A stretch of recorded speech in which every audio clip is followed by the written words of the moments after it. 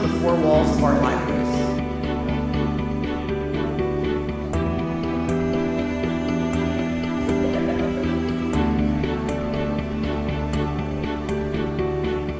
There's somebody out there who's not there.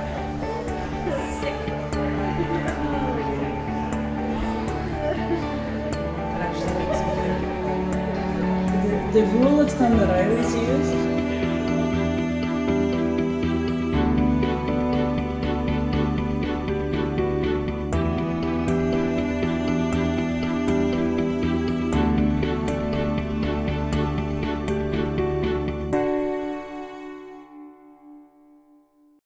we're both really honored to be here to present some of our work on emotional labor in public libraries.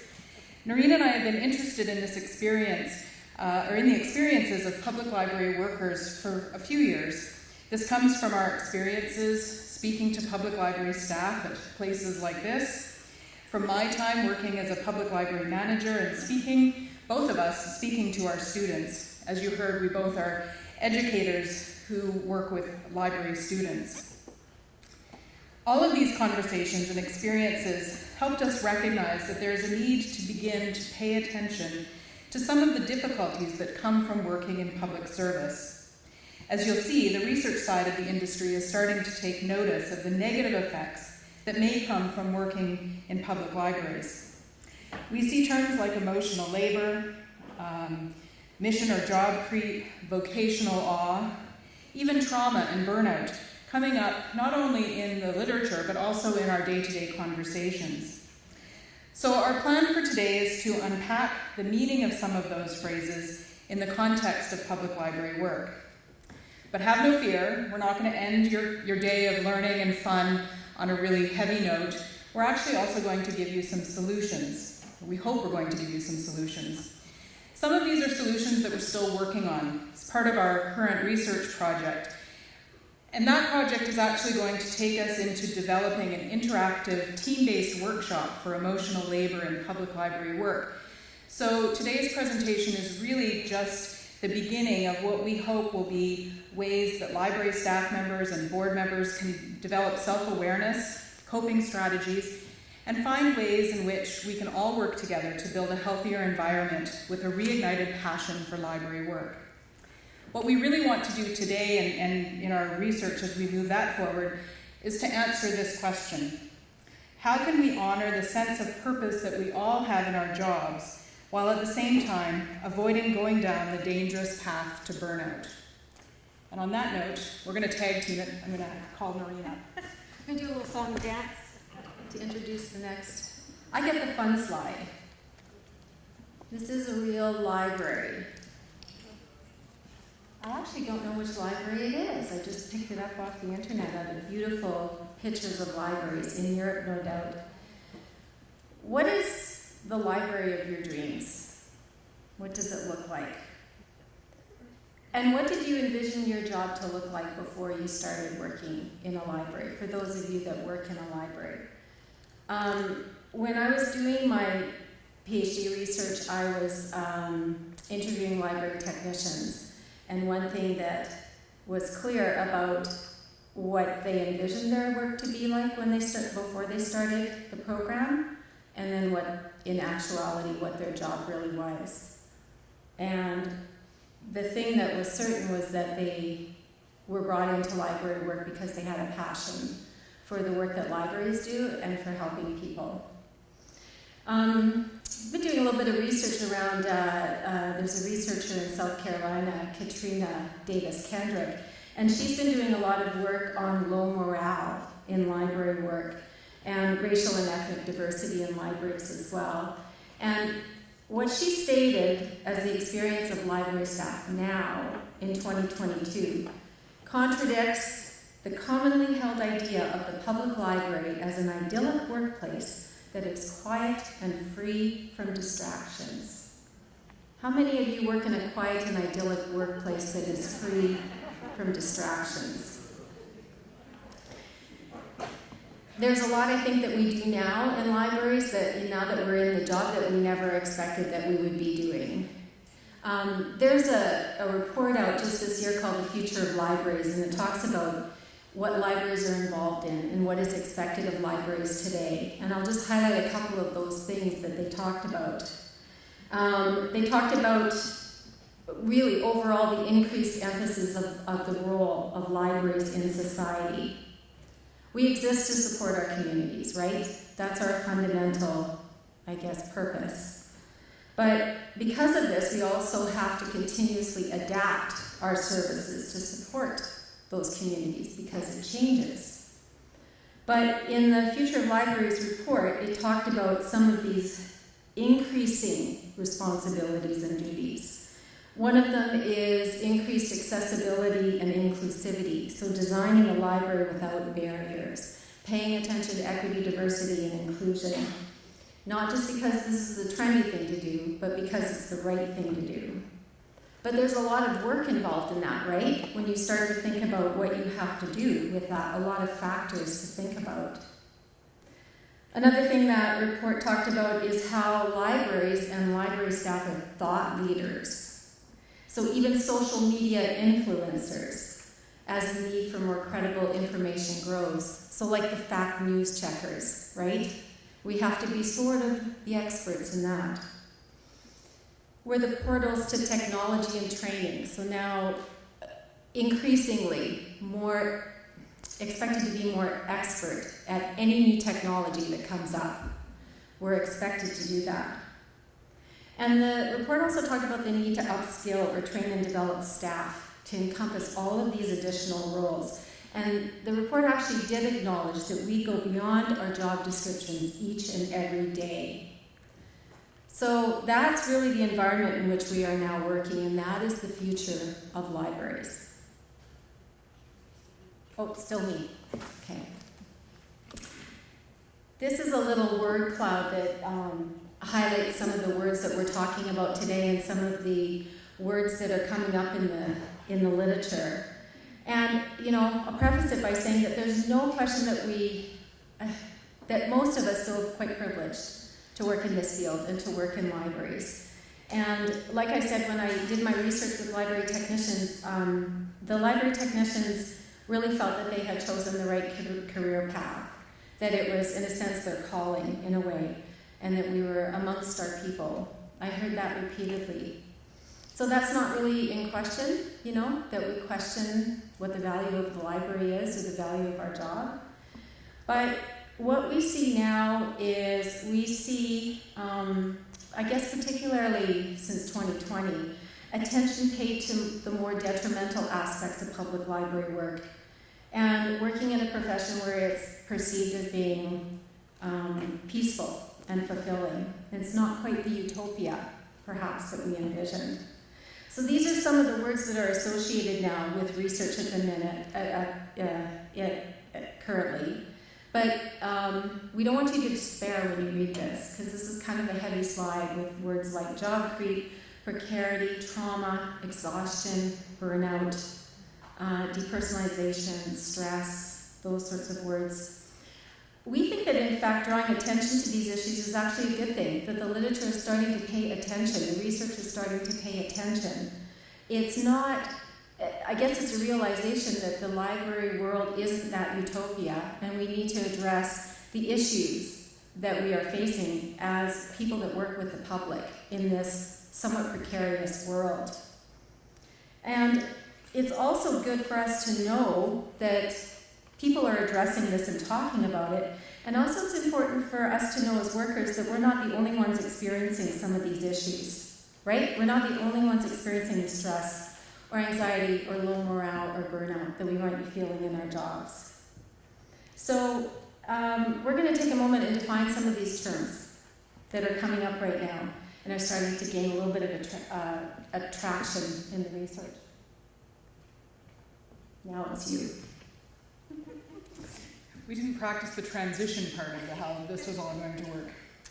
So, as we said at the beginning, we're going to spend a few minutes just defining some of these terms because I think they're really important, and by defining and understanding what these terms are, even when they're kind of scary, I think there is a power in understanding that we're not alone, as Norene said.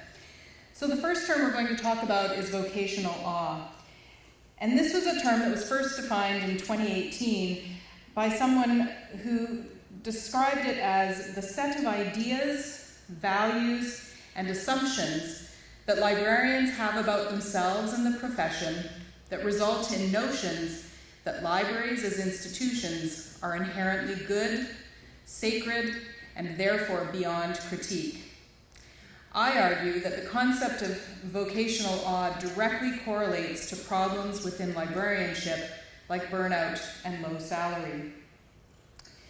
So consider that definition. The values and assumptions that we have about ourselves, this isn't about what people think about us, this is what we think about ourselves, and the profession that result in the idea that libraries are beyond critique.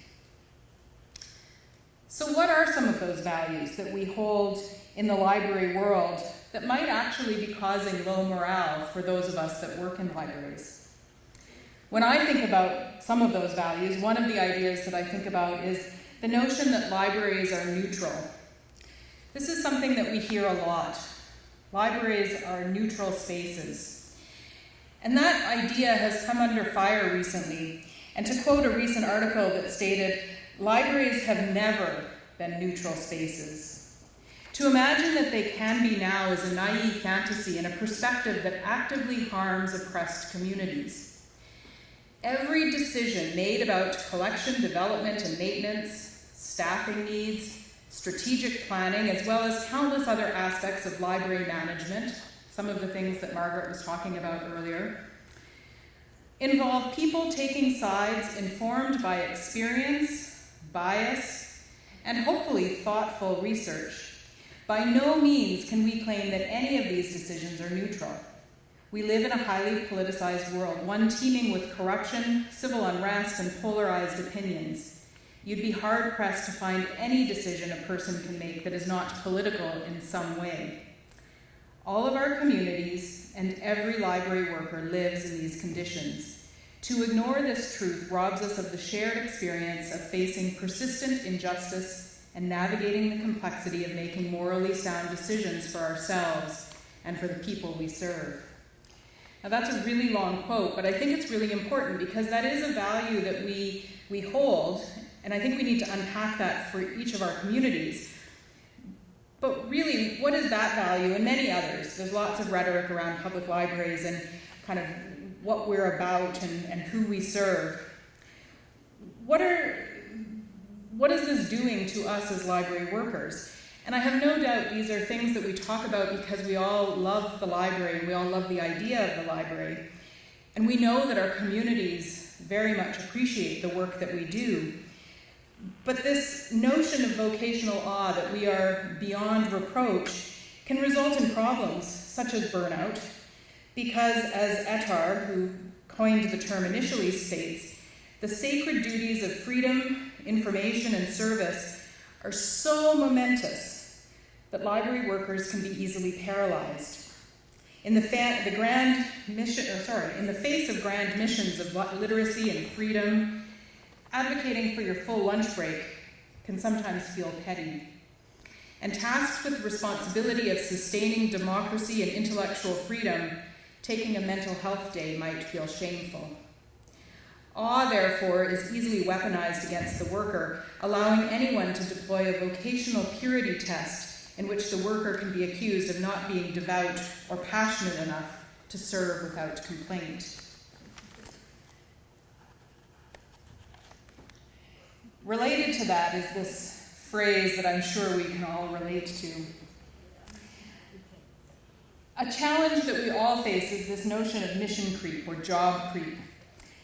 And that term can be described as employees feeling pressured to provide services that until very recently were perceived by the general public and our library leadership, our boards, as being outside the scope of library service provision.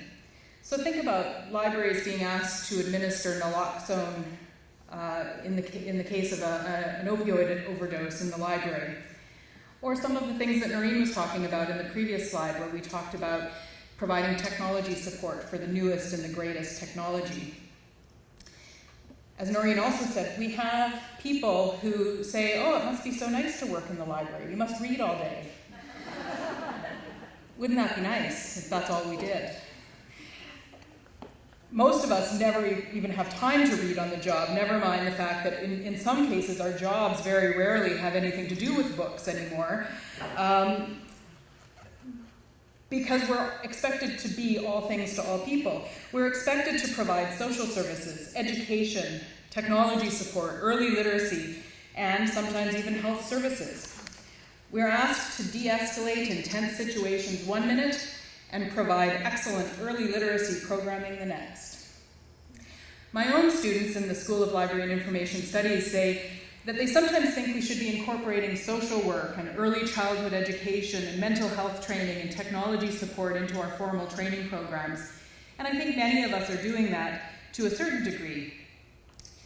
But the question really is this really what libraries are about? Is this really what we should be providing training for our up-and-coming professionals and paraprofessionals in?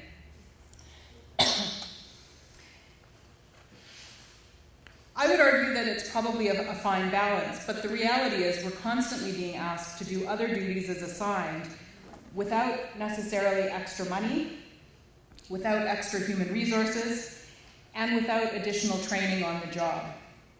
This can certainly result in low morale and burnout because we're always being asked to do more with less.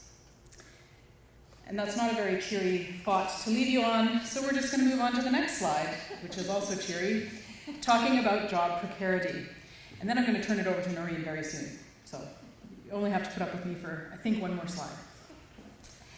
So we've talked about this challenge of having to do more with less. We've talked about having to do things beyond the scope of what we would normally think about as being traditional library work.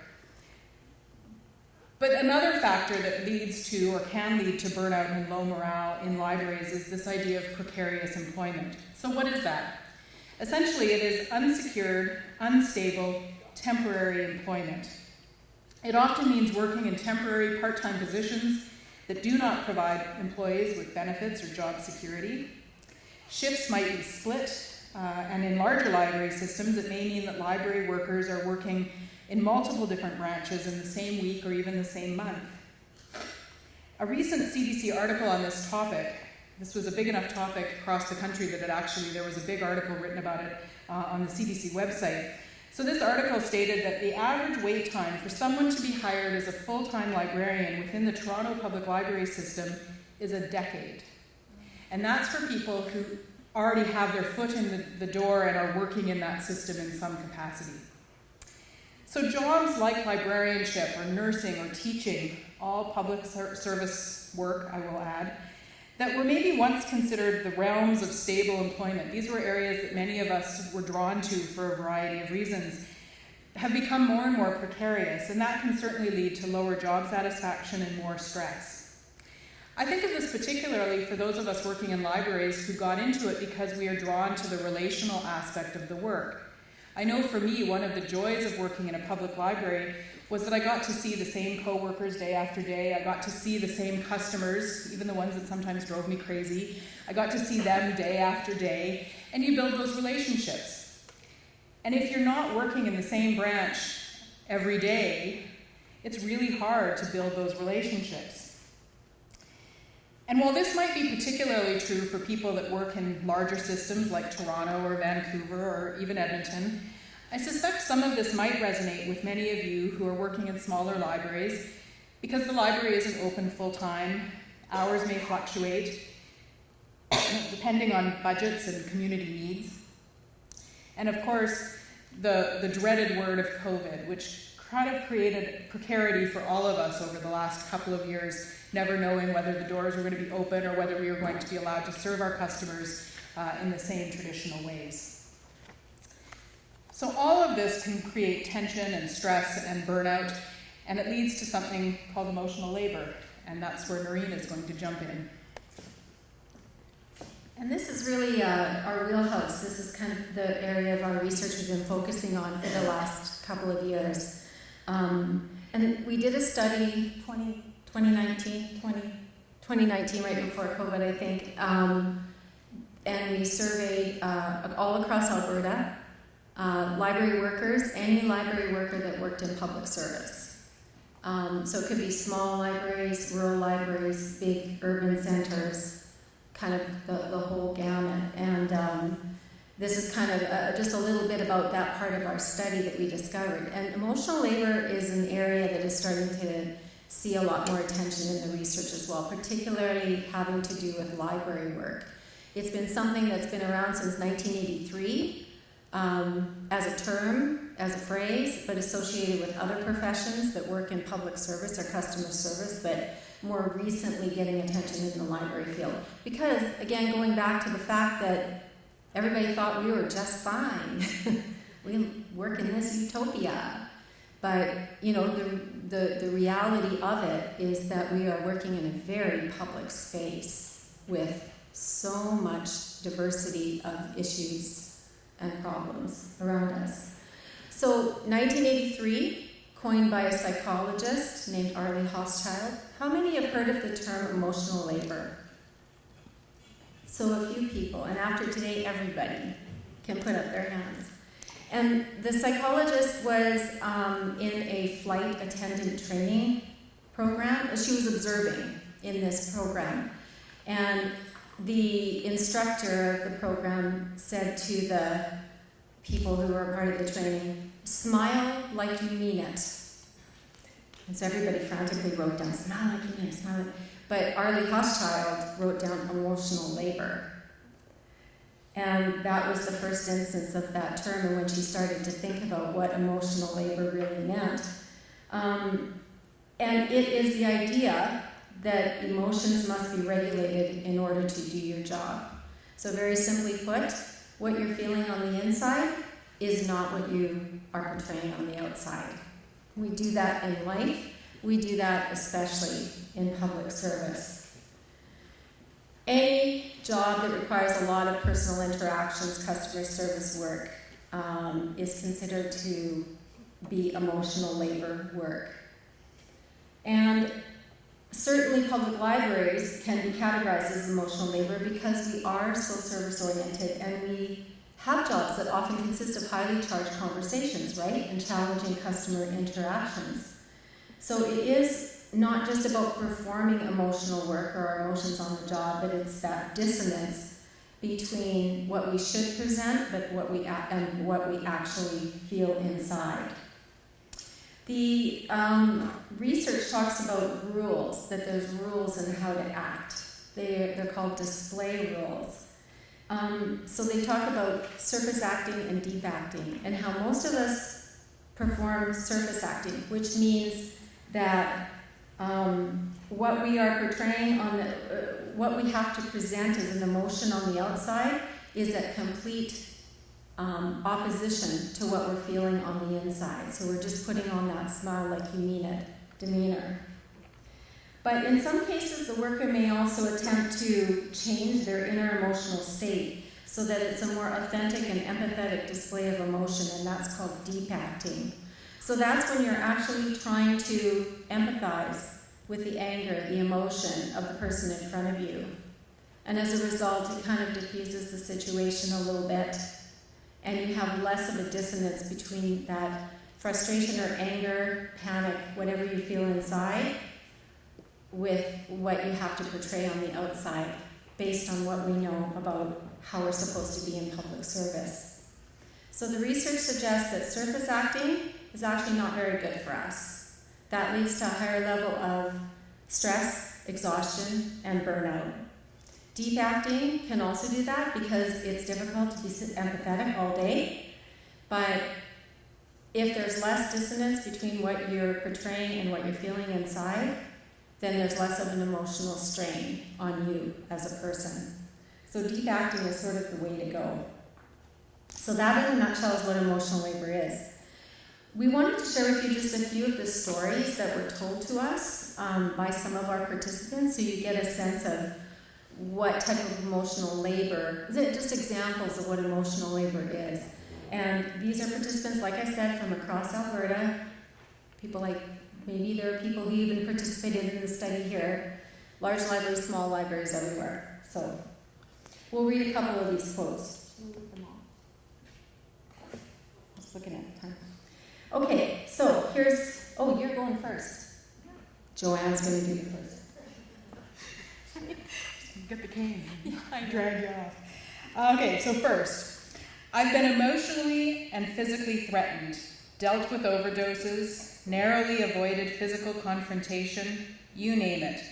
My worst was dealing with a demanding male patron day after day.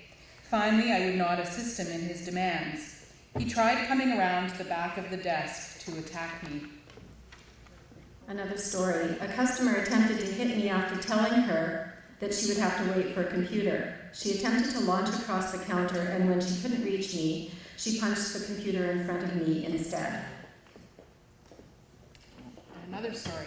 One afternoon, our internet service went down across the entire system I work for, with no clear reason why. A customer approached me to ask why the computers weren't working. I informed them we were experiencing an outage and weren't sure the cause, that IT Services was working on it, and that we hoped to have the internet up and running as soon as possible. But at that time, the customer's guess was as good as mine as to when it would return. The customer grew quite angry at this and started to yell at me and said that, "You work here, your guess should be better than mine. Why aren't you fixing it? If you can't tell me when the internet will return, you don't deserve to work at the library. You should just go home if you're going to be so useless." I was told over the phone that the patron was watching me and that he would be outside the door when I left. He told me he would find me and I would be sorry. I felt afraid and vulnerable. I had to leave the building with friends for a long time. So those are some of the real life stories that we'd heard. So none of these things that we've talked about, emotional labor, job creep, vocational awe, job precarity, none of these things are new. All of these things have been happening in public libraries and in many other service-related professions, including nursing and teaching, for many years. But then in 2020, the world changed. The pandemic began, and from my conversations with friends and students that were still working in public libraries, COVID exacerbated many of these things and helped shine a light on many of these concepts in the library world.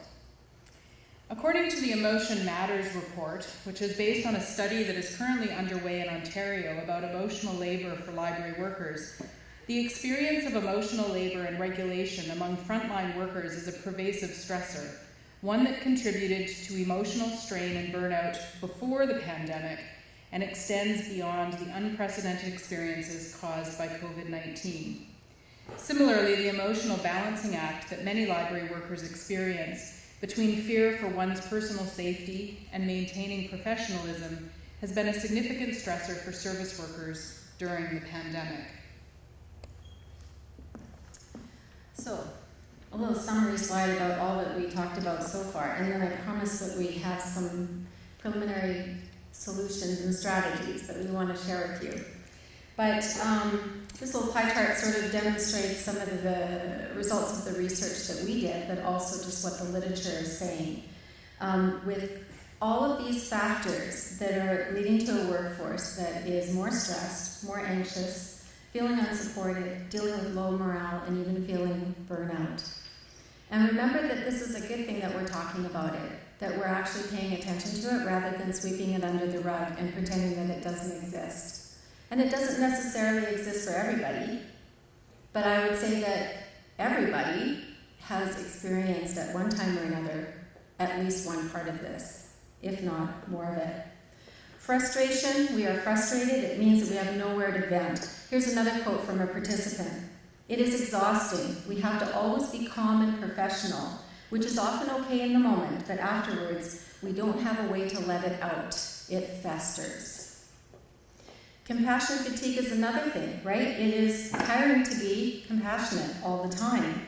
The nursing literature and the nursing field has paid attention to this for a long time, but the library field has been a bit slower to think, oh, maybe we're experiencing some compassion fatigue as well. So we certainly do have that, and there's evidence of it because of the stress that we feel from dealing with difficult situations and patrons, having to do work that we're not qualified for, right? The job, the mission creep, and things like staff cutbacks, that sort of thing. The financial climate that we're in can lead to compassion fatigue. And then low morale is another really interesting one that is starting to receive more attention. And they say it comes mainly from three things, like having a sense of low morale. Abuse, it could be verbal, mental, or physical abuse on the job. Lack of institutional support to address these issues. And also the mindset, like think back to vocational law. This mindset that we need to just suck it up and deal with it. And that, in fact, it's a way of earning our stripes, is just to deal with it, right? What develops as a result from always having that mindset is low morale. Low morale is seen to lead to burnout. It's the fast path to burnout. And this is where it's especially concerning. There was a study in 2019 of library workers where they found three-quarters of respondents indicated that they had experienced burnout at some point in their job. So it's possible that 75% of us here today either feel burnt out or have felt burnt out sometime in our careers. There's one more quote that I'll give you that represents this feeling of burnout. The constant emotional charade has gotten to the point where I sometimes consider quitting my job or switching to a different library sector. I am sometimes scared to go to work or find myself counting down the hours. When I first started, I absolutely loved my job, but now I feel like it's eating me alive from the inside. I'm terrified that one day I'm going to have a mental breakdown at work and yell at a customer or start crying. I don't know who that person was that said that, but I hope they're still in libraries. But it was quite surprising, actually, eye-opening to read some of these responses that came in. We're going to talk about some solutions now, though. And I think the first solution really is to talk about it. And the first solution is just to bring awareness to some of these issues that are happening. Is this your slide? It is, but you're doing a great job. So carry on. Anyway, yeah, I think all she was going to say, as far as I know, is what are the solutions? And I mean, we're not like presenting this like we really know what the solution is, but we're presenting it in sharing what so far, we're trying to sort of culminate the research for you, to share with you, where are we now? What are we discovering? What have we discovered? And also just to give you a sense maybe of where we hope to go with our research, with developing a workshop that starts to work with library staff to address the issues of emotional labor in their work. So we came up with 4 for this presentation that we'll go over, and we will not take too long. Self-care, trauma-informed approaches, and building resilience and taking care of each other are kind of the 4 main themes. So self-care is nothing new to any of us, but I think we'd be remiss if we didn't pay attention to self-care, right? And if we didn't talk about self-care. But I'll introduce you to what's a micro and a macro method of self-care. Macro methods are those sort of planned activities that you do, like vacations, or having a massage, the hobbies that you have, a healthy diet, exercise, wine. Oh no, I just added wine, I'm sorry. But that does help. Those sort of traditional activities and plans, right, for self-care. Micro activities include things like wine. No, just kidding. That was not in my notes. Thinking about wine. Things that you do sort of more in the moment, like breathing exercises, meditation, positive thinking, little moments, micro moments in between activities. So just taking a deep breath, especially when you're speaking in front of 98 people. It really helps. So self-care to be effective should include both micro and macro elements. So this is where the onus is on us as the individual to take responsibility for our own mental and physical well-being. So there are things that we can do to support ourselves, but also the organization should be supporting you as well in these activities. And in fact, there is a benefit to an organization doing that, because guess what happens if an employee's well-being is better? their job satisfaction is higher, and then guess what happens? Their productivity increases. So it's to the benefit of the organization that they contribute to your self-care as well. Is it still me? No. Oh, good. It's Joanne. You can take this one too. No, you're good at this one. Okay. Okay, so self-care really is about the individual and things that we can do as individuals to support ourselves in the workplace. A trauma-informed approach is a much more system-based approach to a solution. And this really is a strategy that we probably could do a whole workshop on, we could probably do a whole day on. So I'm really not going to do justice to talking about trauma-informed approaches. But I think it's a really interesting one, and certainly in my other life, my day job where I work in the medical school, this is something that we're spending a lot of time talking about and building into our curriculum. So trauma-informed care, or a trauma-informed approach to public service, really assumes that an individual, any individual that we come across in the workplace, whether that's a colleague or a customer or patron, is more likely than not to have a history of trauma. Research shows that up to 80% of us have experienced some sort of trauma. And a trauma-informed approach really requires that a system make a paradigm shift from asking what is wrong with this person in front of me or beside me to what has happened to this person. And that simple paradigm shift really adjusts the way in which we approach all aspects of our organization and our work life. The goal of trauma-informed care is to reduce the risk of re-traumatizing the person through actions, interactions, and systems and policies. A trauma-informed approach includes creating awareness of trauma and creating physical or emotional safety in the workplace, as well as having self-awareness, compassion, and empathy.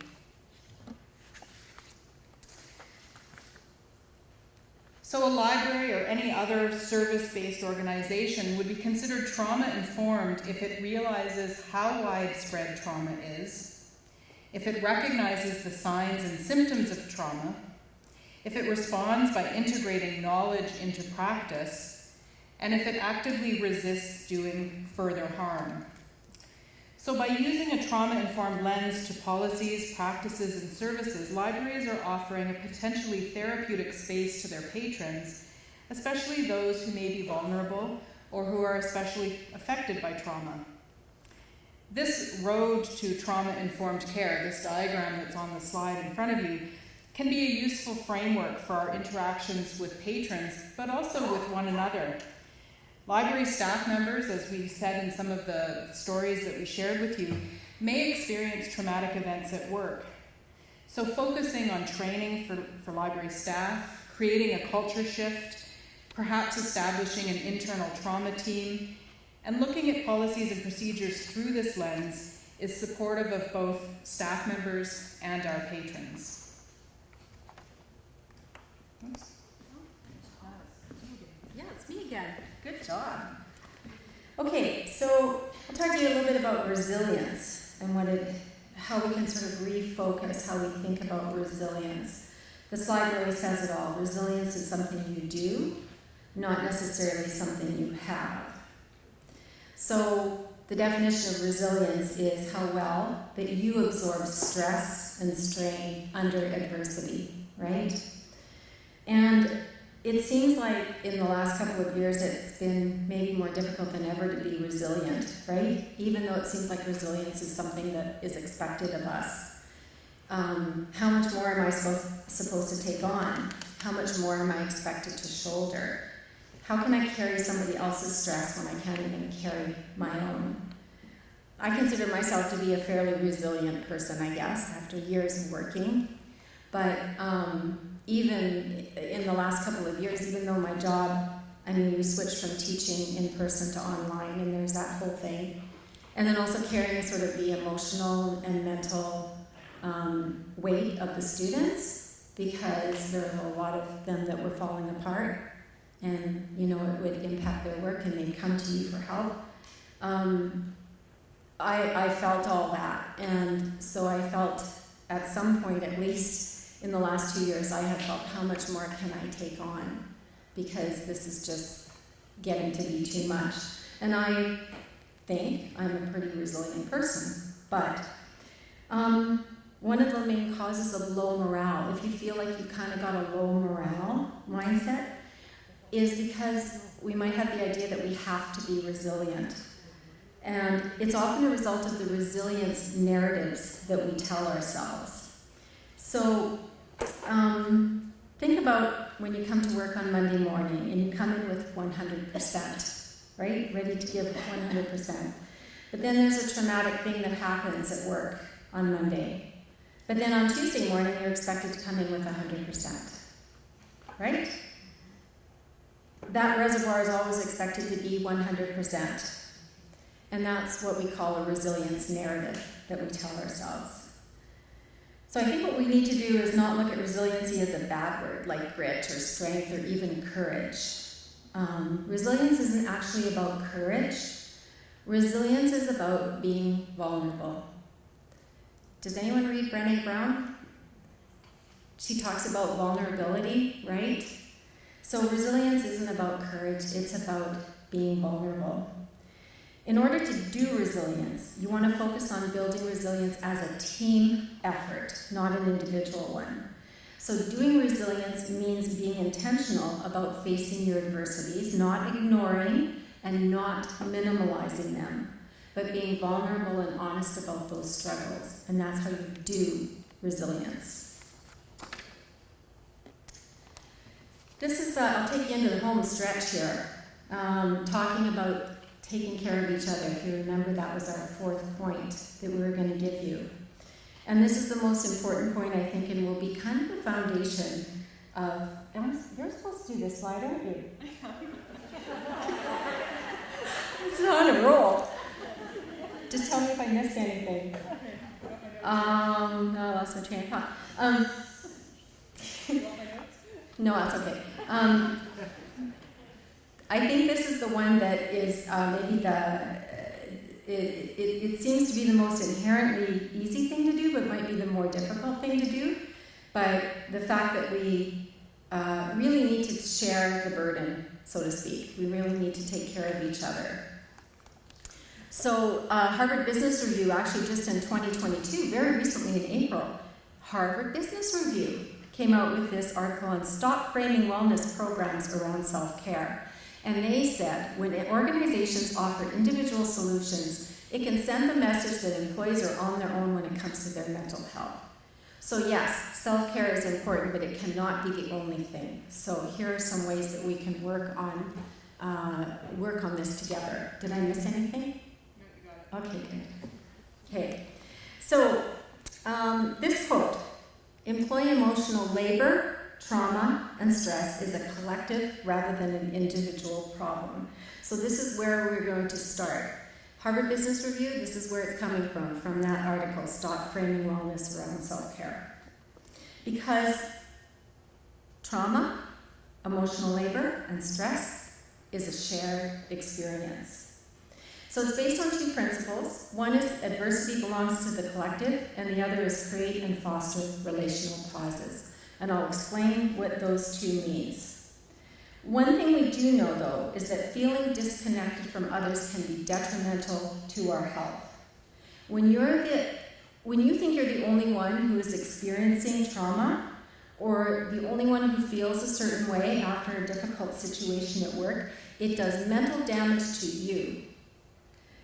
We, as human beings, as social creatures, we need to feel connected and understood and appreciated, right? That's just human nature. So these principles, I think, might help us to work towards that. The first one, if I just go back, adversity belongs to the collective. So very simply put, this means that when one fails, we all fail. When one succeeds, we all succeed. So we can think about sports teams. Go Warriors, go. It's not just Connor McDavid that scores the goal. Dreisaitl's there, passing it to him, or vice versa, as it turns out. So they work together as a collective to succeed, right?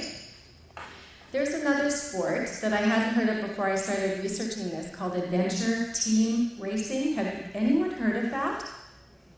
Oh my gosh, do you do it? Okay. Yes, it's an extreme sport. Yeah, and so it's a team of 4 people, and they do crazy amounts of stuff. They do trekking, climbing, mountain biking, and canoeing as a team of 4 to navigate through this pre-planned course. So, I mean, this is kind of what it looks like. They're just a mess at the end. And researchers got in somehow and managed to convince an entire racing group to participate in this study that were doing an adventure race. And they'd stop them at certain points, like there'd be check stops or whatever throughout the race, and they'd stop them and ask them about sort of their feelings around how the team was doing, how the group was doing, how they were working together. And what they discovered was that something called collective efficacy. So collective efficacy is really the motivation of belonging to a group, and that the collective cause can increase performance and productivity.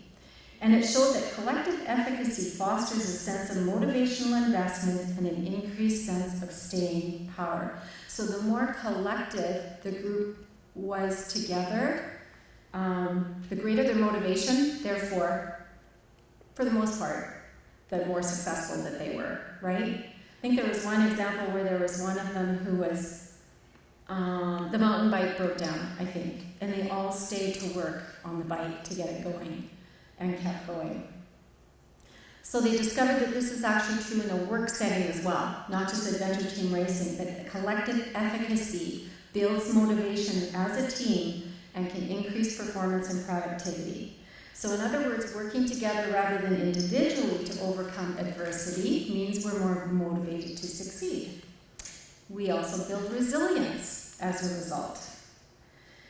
And I think more important than being productive, perhaps, is that we feel more supported and validated in our experiences and our emotions.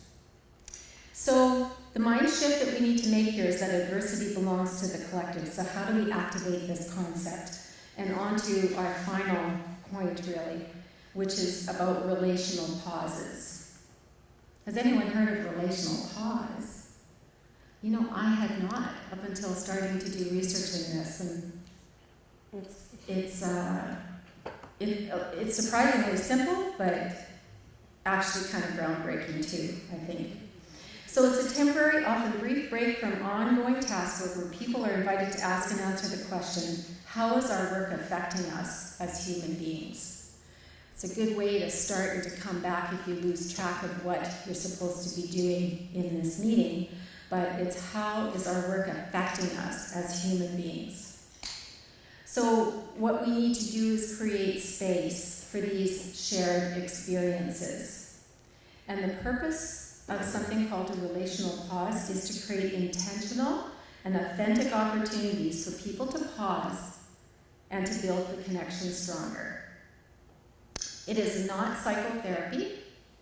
It's not even personal therapy. It's not collective whining or a complaining session. And it doesn't even require you to be close friends with people, coworkers, or share your innermost thoughts in any way. What it is a discussion with a purpose. So it's a sharing of experiences and a listening without judgment. So there's kind of 2 roles there. Your role as part of this group is to share your experiences, but your role is also to listen without judgment. And there's validation in speaking where people listen without judgment, right? What this does is builds a collective empathy or a collective experience, shared purpose, a feeling that you're not alone. I don't think that this is rocket science, but it does need to be intentional. It needs to be intentional time that's set in order for it to work. It reminds me of a motto that Google has with their employees called Fail Well. My niece works for Google in California, and for about 12 years she has. And she talks about how they structure their work and the way that they sort of give autonomy to an agency to the rest of the team is by something called fail well, which means that if you have an idea, try it. If you fail, you failed well because you tried it. And so everything they do is framed around that, so it encourages people to be more creative and to think of things because they're not afraid of failing, because it's failing well. So relational pauses are kind of like that, kind of like a struggling well, where everybody shares a bit of the burden. And what struggling well does is dispels the shame, because you learn that what you experience is a shared experience, right? So just a few tips on how to do effective relational pauses if this is something that you think that you could benefit from with your organization, with your library board, with a group of people that work in the region around you, any sort of situation where there's a group of you that get together. And the Emotions Matter report that Joanne mentioned that they're doing in Hamilton, Ontario, we're going to keep an eye out for that because it's an emotional labor workshop for library staff. They talked about doing this and how in order for the group to be successful, it should be confidential and non-judgmental, flexible and accessible, group-based, obviously, and voluntary. And need I say, it needs to be on work time, right? So here are ways to do relational pauses and to be able to share sort of your experiences in a safe way. Make it part of a regular group meeting. That helps to normalize the event, normalizes it so it becomes something that is familiar to people. And the whole goal is for the group as a whole to absorb and contain the anxiety, bad experiences, and emotions of an event rather than specific individuals sharing the burden. The sense, I think, that we got from our participants that responded to our study that said, some of the quotes that we share with you today, is that they didn't have that shared burden sense. You could tell that it was inside them and they were holding it inside them. I think for some of them, because we got long stories, they were just so happy somebody asked them how they were doing and what their experiences were. And so I think it's more common than not for us to keep it inside. Number 2, don't focus on solutions. This is not a place to try to solve it. We're just sharing our experiences without judgment, not meant to create solutions. Number 3, they suggest to take a time out, so it can be spontaneous too. If it's agreed upon by the group that this might happen, it's an opportunity to share, and so this might need to be done after a particularly stressful event, or if someone has had something happen or that something is, they need to share that, you can take a time out to do that. And the 4th thing they say is role model non-judgmental listening. This is really important. That it's not a time for judgment or blaming. So if you hear that creeping in, you call it out and you reset the norms. You praise people for demonstrating vulnerability. Remember, vulnerability is better than being courageous. Vulnerability is being courageous, and that builds your resilience. So praise people who demonstrate that vulnerability and who show compassion. So the last thing I'll leave you with on this slide is that people actually shift, when they do things like this, they shift from what they call more primitive to higher order cognition. So what this means is that instead of internalizing everything, you're able to, in a sense, detach yourself from your problems and to view them as a source of information to process and to set intentional action choices. So it's kind of a separation of your problem. You're able to think perhaps more objectively about it. People are also reassured by each other, and the group collective is strengthened as a result. Anxiety becomes owned by the group rather than by the individual. I think it's something that is fairly low risk in a sense, maybe high risk to start, but low risk in the sense that there's nothing really to lose, right? By sharing that experience, by sharing that anxiety or that stress that you might be feeling. And it might take a little bit of time for people to feel comfortable with it. But I think largely this is the direction that we're hoping our workshop will go, is to sort of set these intentional spaces for people to be able to share. Because from our research we found that emotional labor is something people don't often share and don't feel that they can share because we live in utopia and we work in utopia. Vocational awe, all of those things, job precarity, we're afraid to speak. But having that sense that you can speak and you can talk and you can share that experience can certainly make a change in how people can manage and internalize that emotional labor. Was there anything else you wanted to say, Joanne? Are you still here? Oh, you're still here. Oh, good. I was counting on her to drive home, so that's good. I just came along for the ride, really. The one thing that I did want to say that I meant to ask Joanne if this was okay about, but I'm sure she'll say yes, is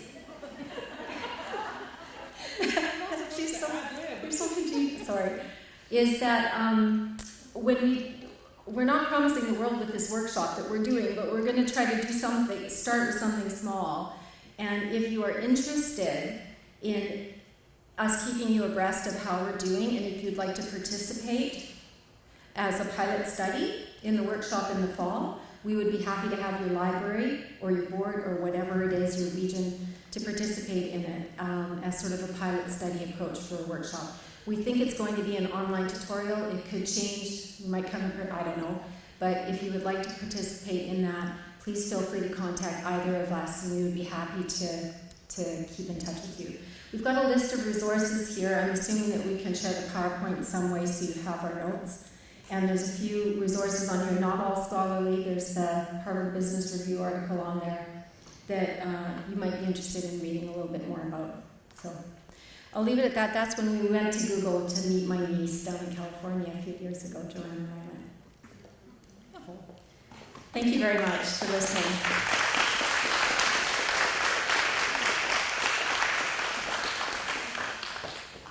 Thank you, ladies. This actually really hits home for me right now with stuff that I'm dealing with. I've actually just resigned from my library. And I think one of the things that hit me, though, is, like you didn't mention, is the fact that showing that emotional labor is a sign of weakness. Or we think that in our head it's a sign of weakness, that we can't show that. We can't actually say, hey, we're having mental health issues or whatever else of that. So I mean, there's definitely still that stigma around mental health, and I know there's lots of work going on out there about it, but I mean, I'm here to tell you, speak out, get help. So that any questions out there?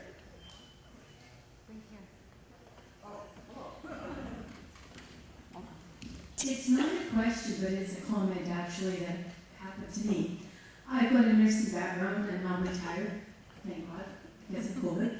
That's not why I retired, but we had a very challenging, difficult, traumatic incident that happened several years ago.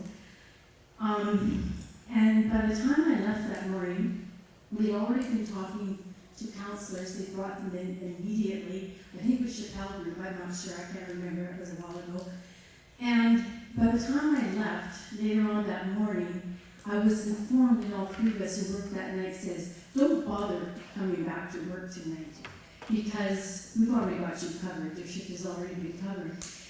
And I think they handled it really, really well. We got on this right away, and were able, and it was not judgmental, like you say, that's really important, because it was a very difficult situation, which I won't go into. And the fact that they wouldn't let us come to work the next night, I think was really remarkable and really incredible of them to do that. Lots of things wrong with my employer, but that wasn't one of them. Yeah, and I think that's certainly, when I think about my experience in the medical school, we have students that have the same situation, similar situations. I think the healthcare industry overall has been more proactive in dealing with some of these situations, incidents, and the fallout of those things for a variety of reasons. But they do seem to have better protocols in place and more of a willingness to talk about it. And I think this is one thing that we've learned is that libraries there's no shortage of incidents that we deal with, whether that's with our customers or within the organization, but we've not necessarily been good about acknowledging that and addressing it and thinking about what the impact is on our staff. So that's one of the reasons that we were really drawn to doing this research. So it's good to hear that you were well taken care of in that particular situation, and I think it's a really good reminder to those of us in the library world that whether you're a board member or a manager or supervisor, these are things that we need to be thinking about and making sure that we're taking care of our teams, for sure. Thanks for sharing. I saw the mic went somewhere. Oh. Thank you very much for your presentation. I want to say thank you to Donna, and that it is important to make sure that we value and support those that we work with. I'm curious about the role that gender plays in this, because as an elected official, especially through COVID, we've really seen people become increasingly dysregulated. This is the first time I've ever called the police for to discuss getting a restraining order, because people are saying, I'm used or accustomed to, which I shouldn't be, getting nasty messages, but usually not aggressive and ones that I get afraid of. So I'm curious too, I'm not surprised, it's disappointing, and it's unfortunate that this is happening in the library as well. But I'm wondering how much of this gender plays a part. It's huge. Something probably we should have mentioned in this presentation, and the whole, when you look at the helping professions, traditionally they've been female-dominated professions, and that's where you see the greatest instance of emotional labor. Even back 40, 50, 60, 70 years, there's this expectation, and this is the way the discourse around library science way back in the day was that women were good at this type of work because we're nurturing, right? We're compassionate, we're empathetic, drawn to this work. So we come into it, I think, with that preconceived expectation about what we can offer. I think that has formed the foundation of why libraries are considered utopia, because libraries are this safe space. So in the research, they're paying a lot more attention to gender issues, but also issues of equity, diversity, and inclusion. So racial and ethnic minorities are at a far greater risk for emotional labor issues than others. Katrina Davis-Kendrick, do I have her on that list? I don't. Kendrick is her last name with a K, does research around EDI, and she shows the instances of low morale in the workplace are much higher based on gender and cultural and ethnic diversity. Yeah, so it's huge. And certainly in the research that we did, I don't remember the breakdown exactly, but certainly most of the respondents were women to our survey, which probably is representative of the workforce in libraries in this province. And many of the comments did allude to the fact that, their male colleagues weren't so afraid to walk to their cars after a shift, or that they would rely on their male colleagues to de-escalate a situation because a customer or a patron would only respond to the man. And certainly that was my experience working in public libraries as well. We had somebody that worked at my branch that we often relied on to de-escalate situations when all of the tricks that we tried didn't work. And it's unfortunate, but that seemed to be the reality, and it very much is a result of that gender imbalance. Yeah. Good question. Any other questions?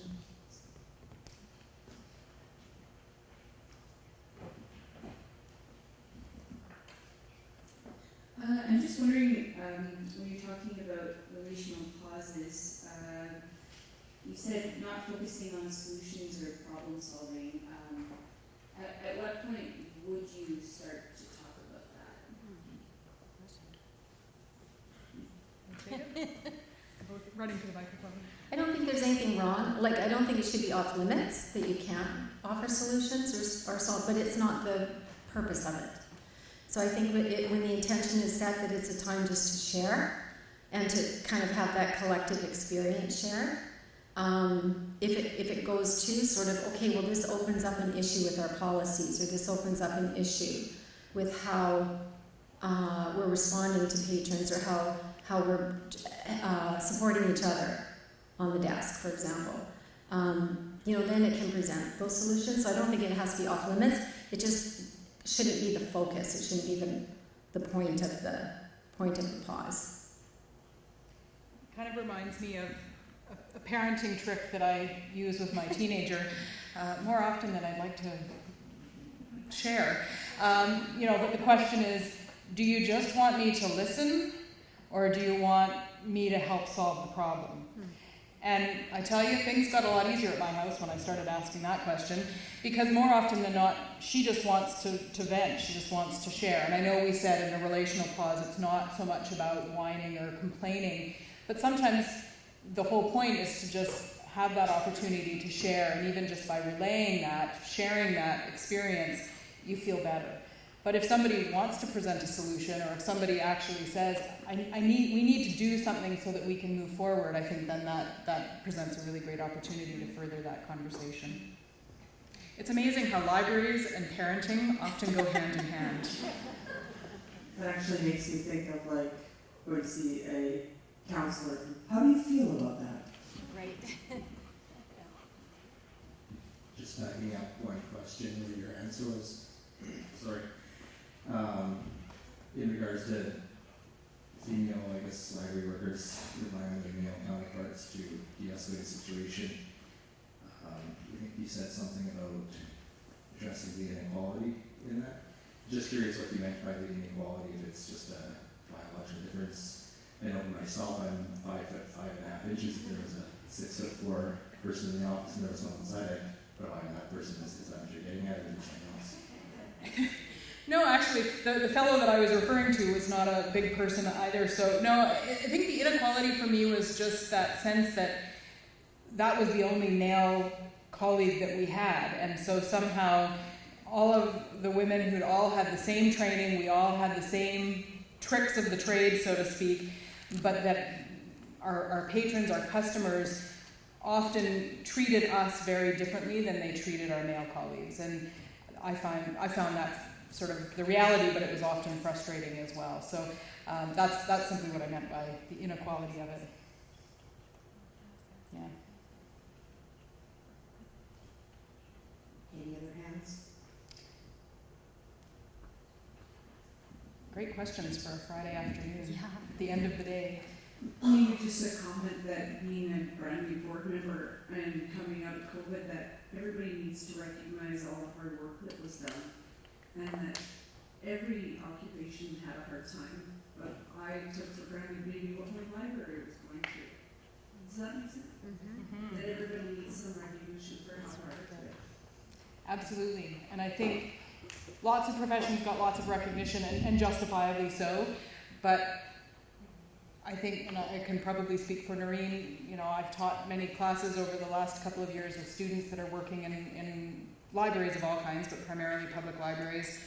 Most of my friends are library workers in some capacity, and it's been a really tough go for sure, and lots of changes, and we've all experienced that. But I think absolutely, if you're a board member, taking some time to recognize and appreciate your team would be go a long way, I think, in helping raise the morale, for sure.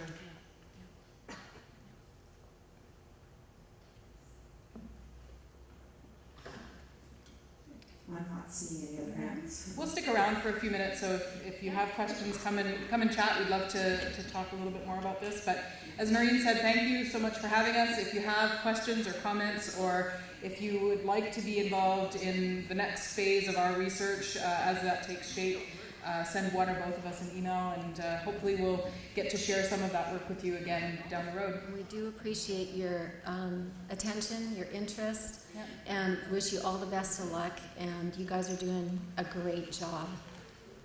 Thanks.